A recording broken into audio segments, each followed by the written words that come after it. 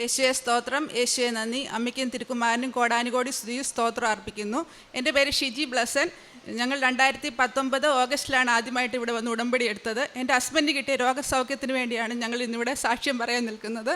എൻ്റെ ഹസ്ബൻഡ് പേര് ബ്ലസൻ. 2024 ഓഗസ്റ്റിൽ എൻ്റെ ഹസ്ബൻഡിന് ഒരു വയറുവേദനയെ തുടർന്ന് ഞങ്ങൾ സ്കാൻ ചെയ്തപ്പോൾ പാൻക്രിയാറ്റിസ്, അതായത് ബൾക്കി പാൻക്രിയാസ് എന്ന് പറഞ്ഞു. അത് ബൾക്കി ഇപ്പം പൊട്ടാൻ തയ്യാറായി നിൽക്കുന്ന രീതിയിലുള്ളൊരു പാൻക്രിയാസ്. മറ്റ് അവയവങ്ങളാണെങ്കിൽ അത് മാറ്റി വെക്കാം, പക്ഷേ പാൻക്രിയാസിന് ഒന്നും ചെയ്യാൻ പറ്റത്തില്ല.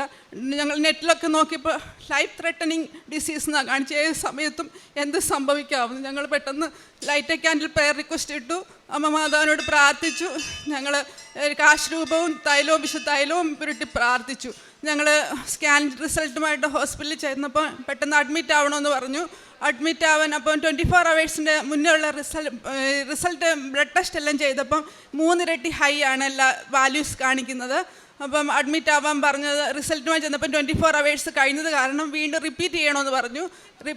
ഞങ്ങൾ ലൈറ്റ് ക്യാൻഡിൽ പ്രയർ റിക്വസ്റ്റ് ഒരുപാട് പേരോട് പ്രാർത്ഥിക്കാൻ അപേക്ഷിച്ചു.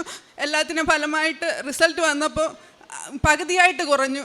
ഇപ്പം ഡോക്ടർ പറഞ്ഞു അഡ്മിറ്റ് ആവേണ്ട, വീട്ടിൽ IV ഫ്ലൂയിഡ് ഇട്ട് 2 ദിവസം ഒന്നും കഴിക്കാതെ IV ഫ്ലൂയിഡ്സിൽ മാത്രം ഇരിക്കാൻ പറഞ്ഞു. അങ്ങനെ 2 ദിവസം അങ്ങനെ കഴിഞ്ഞ് ഞങ്ങൾ വീട്ടിൽ നിന്ന് ഞങ്ങൾ ഹോസ്പിറ്റലിൽ വീണ്ടും ബ്ലഡ് ടെസ്റ്റ് ചെയ്തപ്പം എല്ലാം നോർമലായിട്ട് ദൈവം അമ്മ മാതാവ് ഞങ്ങൾക്ക് തന്നു. ഡോക്ടർ പോലും പറഞ്ഞു ഫസ്റ്റ് ടൈം ഇങ്ങനെ ഇത്ര പെട്ടെന്ന് നോർമൽ ഒരു റിസൾട്ട് കാണുന്നതെന്ന് ഡോക്ടർ പോലും സാക്ഷിപ്പെട്ടു. അമ്മയ്ക്കും തിരുക്കുമാരനും കോടാനുകോടി സ്തുതി സ്തോത്രം അർപ്പിക്കുന്നു.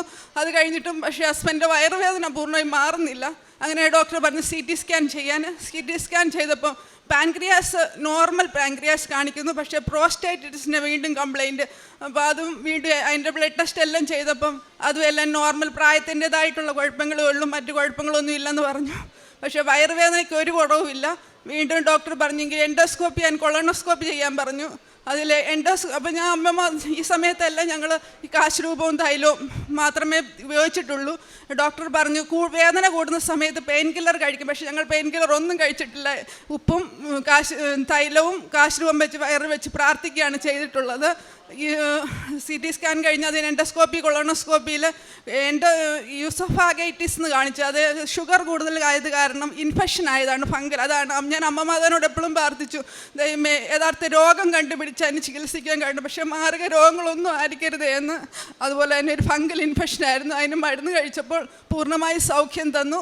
പക്ഷേങ്കിൽ ചെറുതായിട്ട് വീണ്ടും വയറുവേദന. ഞങ്ങൾ കുവൈറ്റിലാണ് വർക്ക് ചെയ്യുന്നത്. അപ്പോൾ ഇവിടെ വന്ന് ഞങ്ങൾ വീണ്ടും സ്കാൻ ചെയ്തപ്പോൾ ഇപ്പോൾ എല്ലാം നോർമൽ റിസൾട്ട് ദൈവം തന്ന് ഞങ്ങളെ അനുഗ്രഹിച്ചു. ഞങ്ങളുടെ കുവൈറ്റിലും പിന്നെ കൃപാസന പ്രാർത്ഥന ടീമുണ്ട്, അതിലൊക്കെ ഞങ്ങൾ പോകാറുണ്ട്. കൃപാസന ഉടമ്പടി റാലി അവിടെ ഉണ്ടായിരുന്നു, അതിലും ഞങ്ങൾ പങ്കെടുത്തു. പറ്റുമ്പോഴൊക്കെയും ഞങ്ങൾ അതിലൊക്കെയും പങ്കെടുക്കാറുണ്ട്. പിന്നെ അച്ഛൻ്റെ ധ്യാനങ്ങൾ സമയമനുസരിച്ച് കൂടാറുണ്ട്. ഉടമ്പടി സാക്ഷ്യങ്ങൾ കേൾക്കാറുണ്ട്.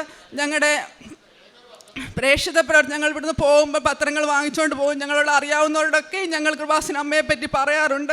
ഞങ്ങളുടെ കാരുണ്യ പ്രവർത്തികൾ ഞങ്ങൾ കിട്ടുന്ന സാലറിയിൽ നിന്ന് 1% മാറ്റി വെച്ചിട്ട് ഞങ്ങൾ ആവശ്യമുള്ള എല്ലാവർക്കും ഞങ്ങളെ കഴിയുന്ന വിധത്തിൽ ഞങ്ങൾ സഹായിക്കാറുണ്ട്. ഞങ്ങളുടെ ജീവിതത്തിൽ അമ്മ മാതാവും തിരുക്കുമാരനും ഒരുപാട് അനുഗ്രഹങ്ങൾ ചൊരിഞ്ഞു തന്നിട്ടുണ്ട്. ചെറുതും വലുതുമായിട്ട് ഇവിടെ പറയാൻ നിന്ന് ഒരുപാടുണ്ട്. അതുപോലെയുണ്ട് ഞങ്ങൾക്ക് അനുഗ്രഹങ്ങൾ തന്നിട്ടുണ്ട്.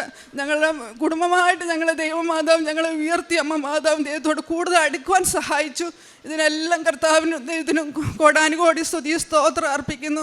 എന്നും അമ്മയുടെ പ്രതിഷ്ഠീകരണത്തിൻ്റെ സ്ഥിരസാക്ഷിയായ എൻ്റെ കുടുംബത്തിനെ ഉയർത്തണമേ എന്ന് യാചിച്ചുകൊണ്ട് ദൈവത്തിന് നന്ദി പറഞ്ഞുകൊണ്ട് വിരമിക്കുന്നു. ജ്ഞാനത്തിൻ്റെ പുസ്തകം 11-ാം അധ്യായത്തിൽ 24, 25 തിരുവചനങ്ങൾ ഇപ്രകാരം അരുളി ചെയ്യുന്നു: എല്ലാറ്റിനെയും അങ്ങ് സ്നേഹിക്കുന്നു, അങ്ങ് സൃഷ്ടിച്ച ഒന്നിനെയും അങ്ങ് ദ്വേഷിക്കുന്നില്ല. ദ്വേഷിച്ചെങ്കിൽ സൃഷ്ടിക്കുമായിരുന്നില്ല. അങ്ങ് ഇച്ഛിക്കുന്നില്ലെങ്കിൽ എന്തെങ്കിലും നിലനിൽക്കുമോ? അങ്ങ് അസ്തിത്വം നൽകിയില്ലെങ്കിൽ എന്തെങ്കിലും പുലരുമോ? ജീവനുള്ളവയെ സ്നേഹിക്കുന്ന കർത്താവെ, സർവവും അങ്ങയുടേതാണ്. അങ്ങ് അവയോട് ദയ കാണിക്കുന്നു. തൻ്റെ ഹസ്ബൻഡിൻ്റെ ബൾക്കി പാൻക്രിയാസ്, അതായത് അതിൻ്റെ രൂക്ഷമായ അവസ്ഥ അതെന്താണെന്നൊക്കെ ഈ മകൾ പറഞ്ഞു. വേറെ ഏതെങ്കിലും ഓർഗനാണെങ്കിൽ അതിനൊക്കെ ട്രീറ്റ്മെൻറ്റ് ഉണ്ട്, അല്ലെങ്കിൽ അത് വേണ്ട രീതിയിൽ ഡോക്ടേഴ്സ് നയിക്കുന്ന അവർ പറയുന്ന രീതിയിലൊക്കെ പോകാം. എന്നാൽ ഇത് പ്രത്യേകിച്ച് ഒന്നും ചെയ്യാൻ പറ്റില്ല, ഇപ്പോൾ പൊട്ടും എന്നുള്ള രീതിയിൽ ആ പാൻക്രിയാസ് അത്രയേറെ ഇൻഫെക്ഷനായിട്ട് ബുദ്ധിമുട്ടായിരിക്കുന്ന അവസ്ഥയിൽ പിന്നീട് ലൈഫ് ത്രെട്ടണിങ് എന്നുള്ളതാണ് ഇവർ തന്നെ അതിനെക്കുറിച്ചൊക്കെ സെർച്ച് ചെയ്യുമ്പോൾ ഇവർക്ക് തന്നെ കാണാൻ കഴിയുന്നത്. ഉടമ്പടി നേർച്ച വസ്തുക്കളുടെ ഉപയോഗമാണ് പിന്നീട് ഈ മകൾ പറയുക. ഉടമ്പടി ഒരു ഔഷധമാണ്, ഉടമ്പടി നേർച്ച വസ്തുക്കൾ അത് ആയുധം എന്നൊക്കെയാണ് ഓരോ വ്യക്തികൾ അനുഭവ സാക്ഷ്യത്തിലൊക്കെ പങ്കുവയ്ക്കുമ്പോൾ പറയുക. അങ്ങനെ ഈ നേർച്ച വസ്തുക്കളുടെ ഉപയോഗത്തിലൂടെ മാത്രം ഈ മകൻ്റെ പല രീതിയിലും തകർന്നുകൊണ്ടിരുന്ന അത് അല്ലെങ്കിൽ ലൈഫ് ത്രെട്ടണിങ് എന്നുവരെ പറഞ്ഞിരുന്ന ആ ഒരു അവസ്ഥകളൊക്കെ എല്ലാ എൻസൈംസും നോർമലായി മാറുന്നു എന്നുള്ളതാണ്. അപ്പോൾ ഡോക്ടേഴ്സ് തന്നെ പറയുന്ന വാക്കുകളൊക്കെ എന്തെന്ന് ഷിജി തന്നെ ഇവിടെ പങ്കുവെച്ചു.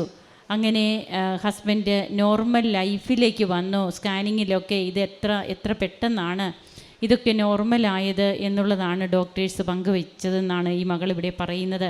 അപ്പോൾ ജീവിത യാഥാർത്ഥ്യങ്ങളിലൂടെ കടന്നു പോകുമ്പോൾ താൻ സൃഷ്ടിച്ചതിനെ ഒരിക്കലും ദ്വേഷിക്കില്ലാത്ത ദൈവം എങ്ങനെയാണ് നമ്മുടെ ജീവിതത്തിൽ നാം കർത്താവിലേക്ക് കൂടുതൽ അടുക്കുവാൻ വേണ്ടിയിട്ട് തരുന്ന രോഗാവസ്ഥകളോ അല്ലെങ്കിൽ ജോലിയില്ലായ്മയോ അങ്ങനെ എന്തെങ്കിലുമൊക്കെ ആകുമ്പോൾ അതിൽ നിരാശപ്പെട്ട് ഒന്നുകൂടി ദൈവത്തോട് പരിഭവിച്ച് അകന്നു നിൽക്കുന്ന സ്വഭാവക്കാരാവുകയല്ല. ഇതിലൂടെയൊക്കെ ദൈവമഹത്വം വെളിപ്പെടാൻ വേണ്ടിയിട്ടാണ് ലാസറിൻ്റെ മരണത്തിൽ കർത്താവ് പറയുന്നുണ്ട്, ഇത് ദൈവത്തിൻ്റെ മഹത്വം കൂടുതൽ പ്രകടമാകാൻ വേണ്ടിയാണ് ഇപ്പോൾ ലാസർ മരിച്ചതെന്ന് കർത്താവ് തന്നെ പറയുന്നുണ്ട്. അങ്ങനെ ജീവിത ദുരിതങ്ങൾ, രോഗാവസ്ഥകൾ അല്ലെങ്കിൽ തകർച്ചകളൊക്കെ ഉണ്ടാകുമ്പോൾ അതെല്ലാം ദൈവത്തെ കൂടുതൽ ആശ്രയിക്കുന്നതിന് വേണ്ടിയിട്ടാണെന്നുള്ളതാണ് ഉടമ്പടിയിലൂടെ നമുക്ക് കൂടുതൽ മനസ്സിലാകുന്നത്. തൻ്റെ ഹസ്ബൻഡിന് എല്ലാം നോർമലായിട്ട് പിന്നീട് വീണ്ടും മറ്റൊരു അസ്വസ്ഥതകൾ കൂടി ആ മകനുണ്ടാവുകയും എന്നാൽ അതെല്ലാം സ്കാൻ ചെയ്യുമ്പോൾ പിന്നീട് നോർമൽ കണ്ടീഷനിലേക്ക് വരുന്നു.